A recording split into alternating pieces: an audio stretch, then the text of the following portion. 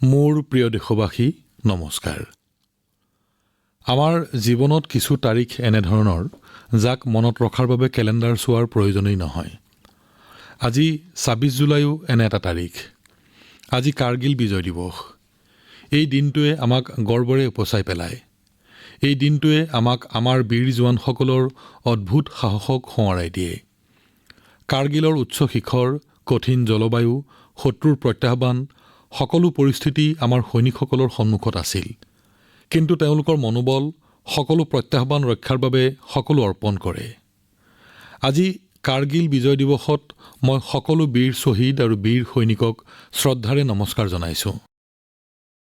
বন্ধুসকল, আজিৰ ভাৰতে নিজৰ বীৰসকলক কেৱল স্মৰণ কৰাই নহয়, কেইবাটাও প্ৰজন্মলৈ তেওঁলোকৰ গাথাক পৰিচিত কৰায়। এই উদ্দেশ্যেৰে এই বছৰত এক বিশেষ শৌৰ্য বিজয় যাত্ৰাৰ আয়োজন কৰা হৈছিল। ১৪ জুলাইত দিল্লীৰ ৰাষ্ট্ৰীয় যুদ্ধ স্মাৰকৰ পৰা আৰম্ভ হোৱা এই মটৰচাইকেল যাত্ৰা দ্ৰাছৰ কাৰ্গিল যুদ্ধ স্মাৰকত উপস্থিত হ'ব। ইয়াৰ বাৰ্তা হ'ল one ride, one nation, one salute. এই যাত্ৰাই আমাক স্মৰণ কৰায় যে দেশৰ হকে দিয়া বলিদান কেতিয়াও পাহৰিব নোৱাৰি। বন্ধুসকল, আজি ভাৰতে নিজৰ সৈনিকসকলৰ সাহসৰ লগে লগে প্ৰযুক্তিগত ক্ষমতাকো শক্তিশালী কৰিছে। কিছুদিন পূৰ্বে ভাৰতীয় নৌসেনাত INS মহেন্দ্ৰগিৰি সংযুক্ত হৈছে। এইখন আধুনিক যুদ্ধ জাহাজৰ চানেকি ভাৰততে কৰা হৈছে, নিৰ্মাণো ভাৰততে কৰা হৈছে। ইয়াত ৭৫%তকৈও অধিক স্বদেশী সামগ্ৰী ব্যৱহাৰ কৰা হৈছে। এয়া আত্মনিৰ্ভৰ ভাৰতৰ বৰ্ধিত শক্তিৰ প্ৰতীক। এই মাহতেই DRDOই পিনাকা লং ৰেঞ্জ গাইডেড ৰকেটৰ সফল উৎক্ষেপণ সম্পন্ন কৰিছে। এই সফলতাৰ আঁৰত আমাৰ বৈজ্ঞানিক আৰু অভিযন্তাসকলৰ সামূহিক পৰিশ্ৰম নিহিত হৈ আছে। ২-৩ দিন পূৰ্বে DRDOই কুছা মিছাইলৰো সফল পৰীক্ষণ কৰিছে। বন্ধুসকল, আজি প্ৰতিৰক্ষা উৎপাদন বা প্ৰতিৰক্ষা ৰপ্তানি অথবা মিত্ৰ দেশৰ সৈতে ৰাজনৈতিক সহযোগৰ ক্ষেত্ৰত ভাৰতে নিৰন্তৰ নতুন শিখৰত আৰোহণ কৰিছে। এই মাহৰ আৰম্ভণিতে মই ইণ্ডোনেছিয়াত আছিলোঁ, য'ত ব্ৰহ্মছ আৰু অস্ত্ৰ মিছাইলৰ বাবে এক বৃহৎ বুজাপৰা চুক্তি হৈছিল। ভাৰতৰ প্ৰতিৰক্ষা উপকৰণ আৰু প্ৰযুক্তিৰ ক্ষেত্ৰত বিশ্বৰ ভৰসা বাঢ়িছে।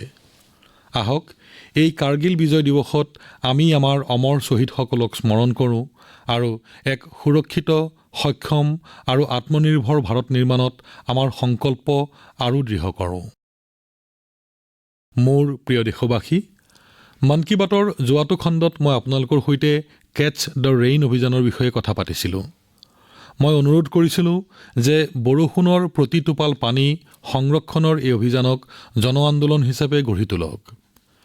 কেটছ দ্য ৰেইনৰ বাৰ্তা একেবাৰে পোনপটীয়া। য'ত বৰষুণ পৰে, যেতিয়া বৰষুণ পৰে, তাতে পানী সংৰক্ষণ কৰক। সেইবাবেই ৪ জুলাইৰ পৰা সমগ্ৰ দেশতে এক বিশেষ অভিযান আৰম্ভ কৰা হৈছে। ইয়াৰ জৰিয়তে বৰষুণৰ পানী সঞ্চয়, ভূগৰ্ভৰ পানীক পুনৰাই আহৰণ, পুৰণি জলস্তৰক পুনৰ্জীৱন আৰু গছপুলি ৰোপণ কাৰ্যসূচীক নতুন গতি প্ৰদান কৰা হৈছে। মই খুবেই সুখী যে গাঁৱেই হওক বা চহৰ, পঞ্চায়তেই হওক বা সামাজিক সংস্থা, সকলো স্থানতেই সকলোৱে আগবাঢ়ি আহি অংশগ্ৰহণ কৰিছে। ক'ৰবাত পুৰণি পুখুৰীৰ পৰা বোকা খান্দি উলিওৱা হৈছে, ক'ৰবাত কুঁৱাসমূহক পুনৰ্জীৱন দিয়া হৈছে। বন্ধ হৈ থকা বৰৱেলসমূহক ভূগৰ্ভৰ পানী ৰিচাৰ্জৰ মাধ্যম কৰা হৈছে। বন্ধুসকল, মধ্যপ্ৰদেশৰ সিধি জিলাত প্ৰায় ১৫০০ পুখুৰী নিৰ্মাণ কৰা হৈছে। নৰসিংহপুৰত অমৃত সৰোবৰ নিৰ্মাণ কৰা হৈছে। মহাৰাষ্ট্ৰৰ নাছিকৰ পানীৰ ধাৰণ ক্ষমতা বৃদ্ধি পাইছে। অন্ধ্ৰপ্ৰদেশৰ নন্দেয়ালৰ প্ৰতিখন গাঁও পঞ্চায়ততে পুৰণি পুখুৰীবোৰ ব্যৱহাৰৰ উপযোগী কৰি তোলা হৈছে। আমাৰ নগৰবোৰো পিছ পৰি থকা নাই। ছত্তীশগড়ৰ কোৰবা, উৰিষ্যাৰ ভুৱনেশ্বৰ আৰু অন্ধ্ৰপ্ৰদেশৰ বিজয়নগৰমত এই অভিযানৰ ফল ভালকৈ দেখা পোৱা গৈছে। আহক আমিও আমাৰ ওচৰৰ কোনো এটা পুখুৰী বা কুঁৱাৰ দায়িত্ব লওঁ, পানীৰ প্ৰতিটো টোপাল বচাওঁ। আজি সাঁচি ৰখা প্ৰতিটো টোপাল ভৱিষ্যতৰ প্ৰজন্মৰ বাবে ডাঙৰ সম্পদ। মোৰ প্ৰিয় দেশবাসী, কেইদিনমান আগতে গ্লাছগোত কমনৱেলথ গেমছ আৰম্ভ হৈছে। প্ৰতিজন দেশবাসীয়ে ভাৰতীয় দলটোক শুভেচ্ছা যাচিছে। তেওঁলোক আটাইয়ে বিচাৰিছে আমাৰ প্ৰতিজন খেলুৱৈয়ে ভাল প্ৰদৰ্শন কৰি আটাইৰে অন্তৰ জয় কৰিব। বন্ধুসকল, শেহতীয়াকৈ আমাৰ যুৱকসকলে ক্ৰীড়া ক্ষেত্ৰত সুন্দৰ প্ৰদৰ্শন কৰি আছে। PV সিন্ধু বেডমিণ্টনত জাপান অপেনত খিতাপ জয় কৰা প্ৰথমগৰাকী ভাৰতীয় হ'ল। ই গোটেই দেশৰ বাবে গৌৰৱৰ কথা। ভাৰতীয় মহিলা ক্ৰিকেটৰ দলটোৱে লণ্ডনৰ লৰ্ডছ ষ্টেডিয়ামত নিজৰ প্ৰথমখন টেষ্ট মেচত জয়ী হয়। আমাৰ দলে 270 ৰানৰ বিশাল ব্যৱধানত বিজয়ী হৈ ইতিহাস ৰচনা কৰে। কিন্তু সেইটোৱেই একমাত্ৰ কথা নহয়।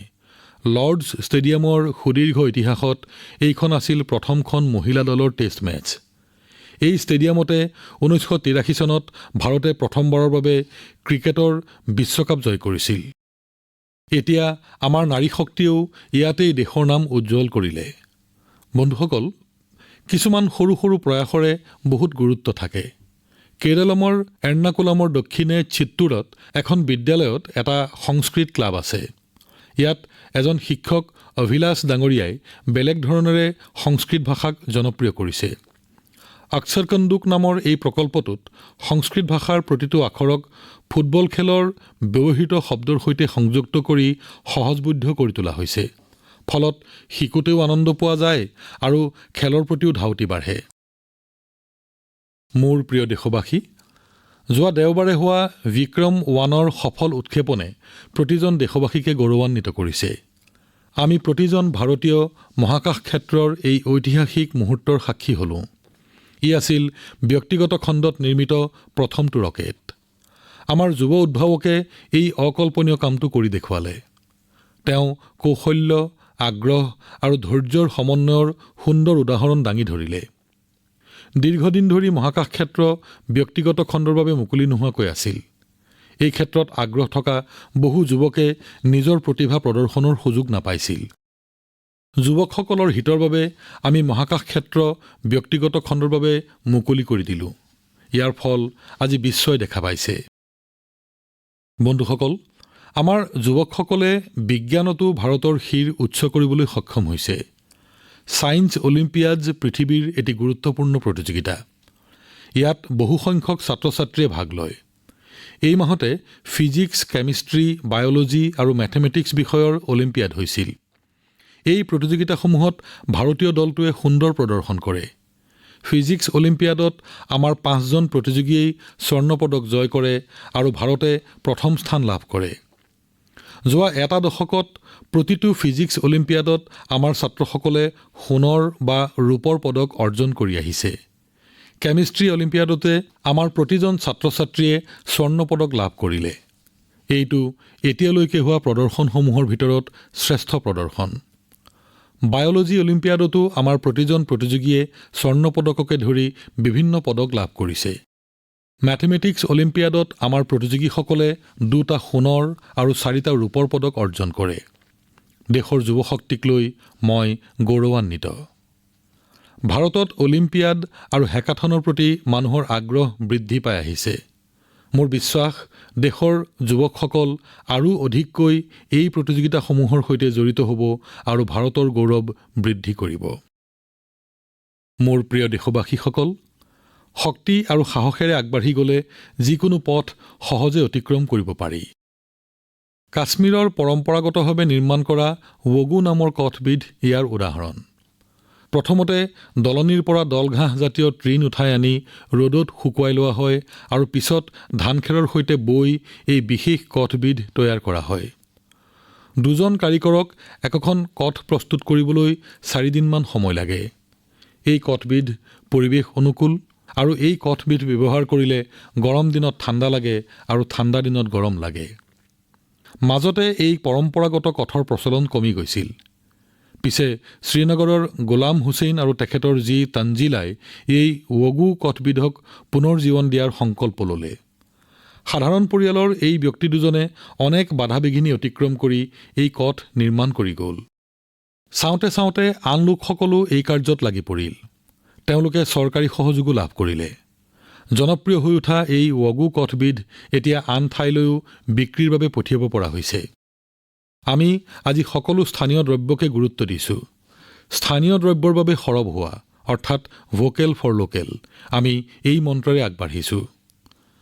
কাশ্মীৰৰ ৱগোক আপোনাৰ ঘৰতো ঠাই দিব পাৰি নেকি এবাৰ ভাবি চাবচোন। বন্ধুসকল, আমাৰ দেশত চাহ কেৱল এবিধ পানীয় নহয়, ই হৈছে আপোন কৰি লোৱাৰ আহিলা। পুৱাৰ আৰম্ভণিয়েই হওক, বন্ধুক লগ পোৱাৰ মুহূৰ্তই হওক, পৰিয়ালৰ আটাইৰে সৈতে কটোৱা মুহূৰ্তই হওক, সকলোতে চাহে সংগ দিয়ে। চাহৰ সৈতে মোৰ সম্পৰ্কৰ বিষয়টো আপোনালোকে ভালদৰেই জানে। পিছে আজি মই যিবিধ চাহৰ কথা ক'বলৈ ওলাইছোঁ, সি সোৱাদৰ লগতে কেইবাগৰাকী মহিলাৰ জীৱনলৈ আত্মনিৰ্ভৰতাৰ নতুন সুগন্ধিও বৈ আনিছে। উত্তৰ প্ৰদেশৰ বিজনোৰ জিলাৰ লক্ষীৱালা গাঁৱৰ মহিলাসকলে আত্মসহায়ক গোটৰ জৰিয়তে বিদুৰ প্ৰেৰণা স্বদেশী হাৰ্বেল টি তৈয়াৰ কৰিছে। ইয়াত গন্ধবিৰিণা, তুলসী, গিলয়, মুলেঠি, কেঁচা হালধি, ডালচেনি, ইলাচি, চফ আদি কেইবাবিধো প্ৰাকৃতিক উপকৰণ মিহলোৱা আছে। সুন্দৰ সোৱাদ আৰু উপকাৰিতাৰ বাবে এই চাহবিধ অতি সোনকালে জনপ্ৰিয় হৈ উঠিছে। প্ৰয়াগৰাজৰ মহাকুম্ভ আৰু দিল্লীৰ আন্তঃৰাষ্ট্ৰীয় খাদ্য উৎসৱত ই বহু সমাদৰ লাভ কৰিছে। বিদেশী পৰ্যটকো এই চাহবিধৰ প্ৰতি আগ্ৰহী হৈ উঠিছে। জ্ঞান, প্ৰকৃতি আৰু মহিলাসকলৰ আত্মবিশ্বাস জড়িত হৈ পৰিলে সৰু সৰু প্ৰচেষ্টাও গৈ বৃহৎ কলেবৰলৈ পৰিৱৰ্তিত হ'ব পাৰে। মোৰ প্ৰিয় দেশবাসী, আজি সমগ্ৰ দেশতে এক পেড় মা কে নাম অভিযানৰ মাজেৰে দেশবাসীয়ে প্ৰকৃতিৰ প্ৰতি তেওঁলোকৰ দায়িত্ব পালন কৰিছে। যেতিয়া সমাজখন এই ভাৱনাৰে একগোট হয়, তেতিয়া বহু সুন্দৰ আৰু প্ৰেৰণাদায়ক উদাহৰণ আমি দেখিবলৈ পাওঁ। বন্ধুসকল, আহমেদাবাদত জন অংশীদাৰিত্বৰ শক্তি আৰু প্ৰভাৱৰ এটি উদাহৰণ আমি দেখিবলৈ পাইছোঁ। ইয়াৰ ভাৰজ অঞ্চলত ২৫,০০০ লোক লগ হৈ মাথো এঘণ্টা সময়ৰ ভিতৰত ৩ লাখতকৈও অধিক গছপুলি ৰোপণ কৰিছিল। স্কুলীয়া ছাত্ৰ-ছাত্ৰী, NCC কেডেট, স্বেচ্ছাসেৱী সংস্থা আৰু আন সাধাৰণ জনতাই ইয়াত অংশ লয়। আহিব ধৰা বছৰসমূহত এই গছপুলিবোৰেই এখন ঘন বননিৰ ৰূপ ল'ব। এই প্ৰচেষ্টাই গিনিজ বুক অৱ ৱৰ্ল্ড ৰেকৰ্ডতো স্থান লাভ কৰিছে। এক পেড় মা কে নাম অভিযানত উত্তৰ প্ৰদেশতো জনশক্তিৰ প্ৰেৰণাদায়ক উদাহৰণ দেখিবলৈ পোৱা গৈছে। ১২ জুলাই তাৰিখে ইয়াত এদিনৰ ভিতৰতে ৩৫ কোটিৰো অধিক গছপুলি ৰোপণ কৰা হয়। উত্তৰ প্ৰদেশৰ সাংসদ হিচাপে মই এই কথাত গৰ্ববোধ কৰোঁ। মোৰ প্ৰিয় দেশবাসী, বৃক্ষ মাত্ৰ মানুহৰ প্ৰয়োজনৰ বাবে নহয়, ই অগণন জীৱৰো আৱাসস্থল।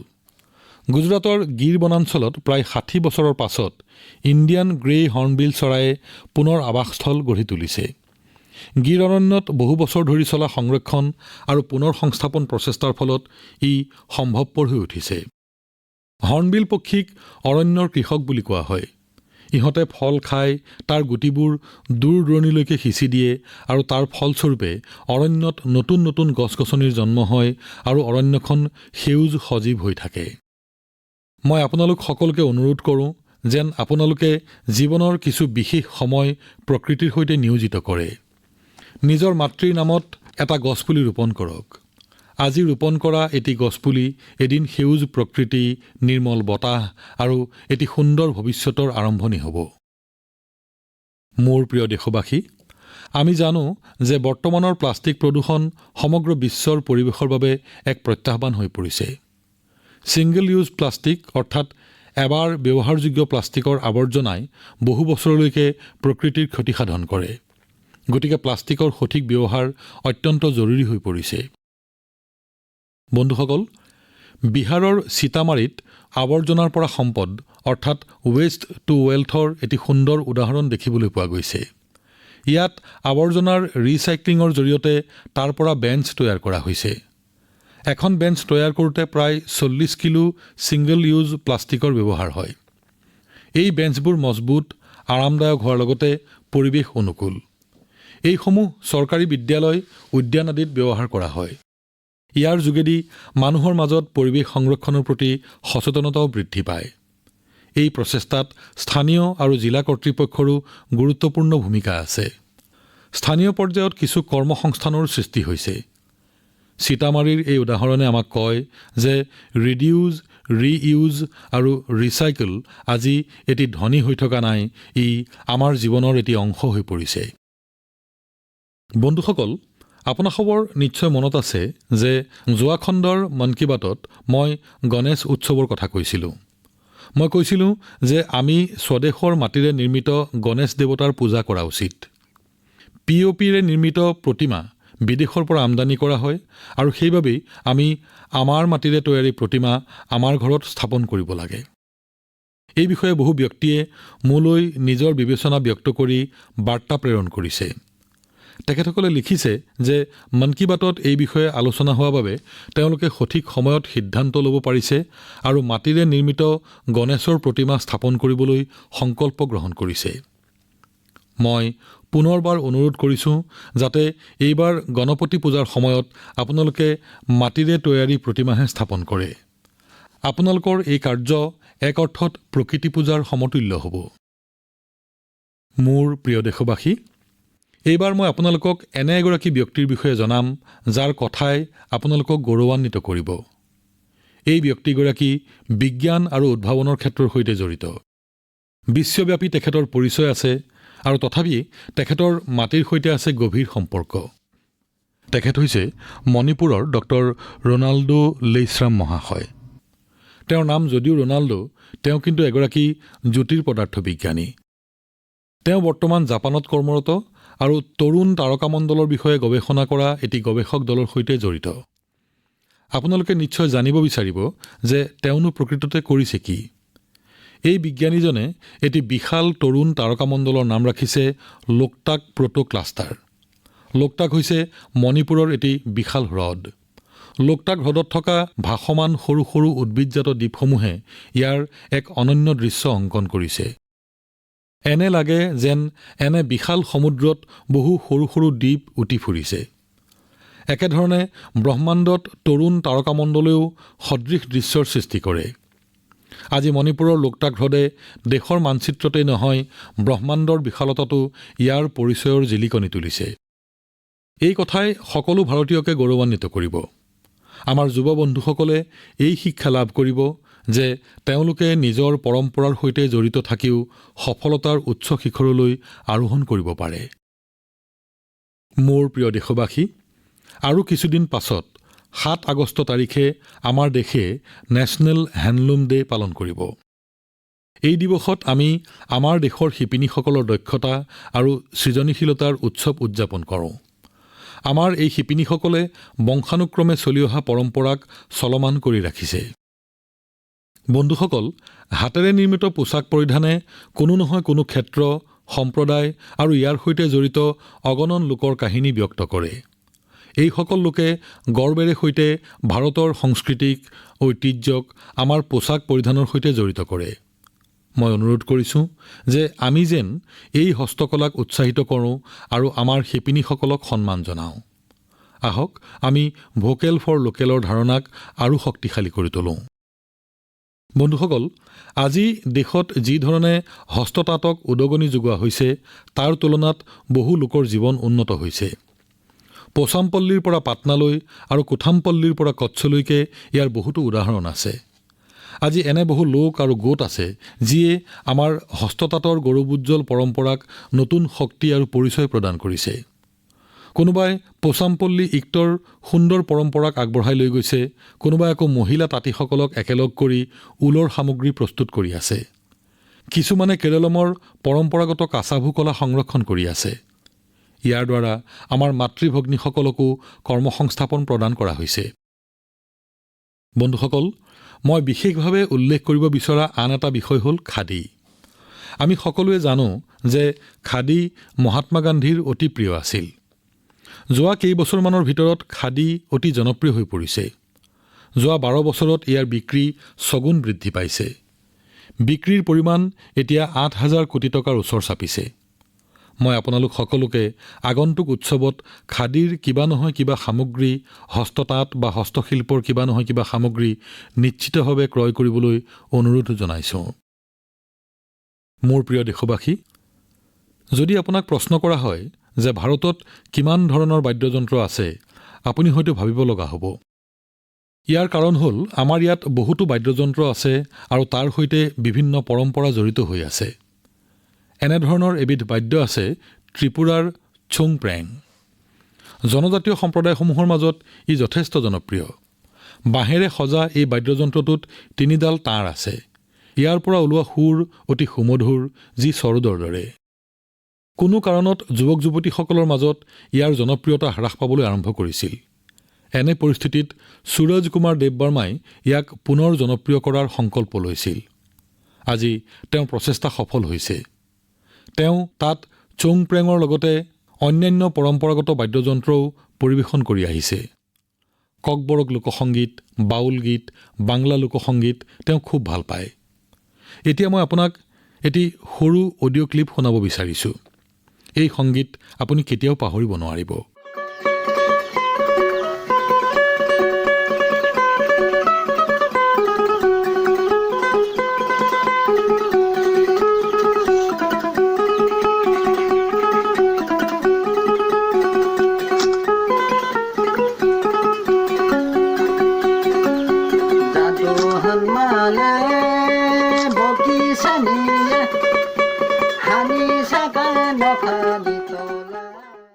বন্ধুসকল, মই নিশ্চিত যে এয়া শুনি আপোনালোকৰ মন অতি আনন্দিত হৈছে।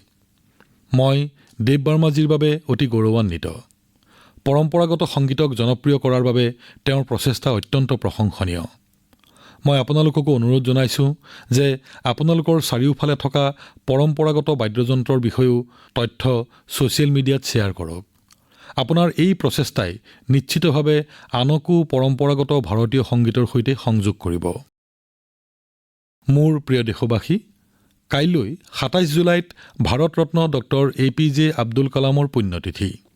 ডক্টৰ কালামৰ ব্যক্তিত্বৰ বহুতো অনুপ্ৰেৰণাদায়ক দিশ আছিল, কিন্তু তেওঁৰ হৃদয়ৰ আটাইতকৈ ওচৰত আছিল এগৰাকী শিক্ষকৰ ভূমিকা। তেওঁ শিশু আৰু যুৱক-যুৱতীসকলক ডাঙৰ সপোন দেখিবলৈ অনুপ্ৰাণিত কৰিছিল। কাকতালীয়ভাৱে এই সপ্তাহতে আমি পবিত্ৰ গুৰু পূৰ্ণিমা উদযাপন কৰিম। আমাৰ পিতৃ-মাতৃ আমাৰ প্ৰথম শিক্ষাগুৰু। বিদ্যালয়ৰ শিক্ষকসকলে আমাক সদায় জ্ঞান দিয়ে। গুৰু পূৰ্ণিমা হৈছে এনে সকলো গুৰুৰ প্ৰতি কৃতজ্ঞতা জ্ঞাপনৰ এক উপলক্ষ। মই দেশৰ সকলো শিক্ষক আৰু গুৰুক শ্ৰদ্ধাৰে প্ৰণাম জনাইছোঁ। বন্ধুসকল, কেইসপ্তাহমানৰ ভিতৰতে আমি আমাৰ স্বাধীনতাৰ মহান উৎসৱো উদযাপন কৰিম। 15 আগষ্ট প্ৰতিজন ভাৰতীয়ৰ বাবে এক গৌৰৱৰ দিন। এই দিনটো ভাৰত মাতাৰ স্বাধীনতাৰ বাবে নিজৰ সৰ্বস্ব ত্যাগ কৰা অগণন সাহসী বীৰক স্মৰণ কৰাৰ দিন। তেওঁলোকৰ ত্যাগ আৰু তপস্যাৰ বাবেই আজি আমাৰ হাতত ত্ৰিৰংগ পতাকা আছে। এই ত্ৰিৰংগাত আমাৰ সংবিধানৰ আদৰ্শ আছে। বন্ধুসকল, যোৱা কেইবছৰমানৰ ভিতৰত হৰ ঘৰ ত্ৰিৰংগা অভিযানে সমগ্ৰ দেশক এক অনন্য ভাৱনাৰে উজ্জীৱিত কৰিছে, একগোট কৰিছে। ত্ৰিৰংগ পতাকাৰ এই উৎসৱ প্ৰতিখন ঘৰতে, প্ৰতিটো ৰাস্তাত দেখিবলৈ পোৱা যায়। এই বছৰো আমি সম্পূৰ্ণ উৎসাহেৰে হৰ ঘৰ ত্ৰিৰংগা অভিযানক আগুৱাই নিব লাগিব। আপোনাৰ ঘৰত সম্পূৰ্ণ সন্মান সহকাৰে ত্ৰিৰংগ পতাকা উত্তোলন কৰিব লাগিব। বন্ধুসকল, প্ৰতি বছৰে 15 আগষ্টৰ আগে আগে আপোনালোকে মোক বহুতো ন ধাৰণা আৰু পৰামৰ্শ প্ৰেৰণ কৰে। এই বছৰতো মাইগভত আপোনালোকৰ ন চিন্তা আৰু পৰামৰ্শ প্ৰেৰণ কৰিব। আপোনালোকৰ পৰামৰ্শৰ বাবে মই অপেক্ষাৰত। বন্ধুসকল, মন কী বাত আজিলৈ ইমানেই। অহা মাহত দেশবাসীৰ বহুতো নতুন উপলব্ধি আৰু প্ৰেৰণাদায়ক প্ৰয়াসৰ বতৰাৰ সৈতে পুনৰ লগ পাম। তেতিয়ালৈকে মোক অনুমতি দিয়ক। বহুত বহুত ধন্যবাদ। নমস্কাৰ।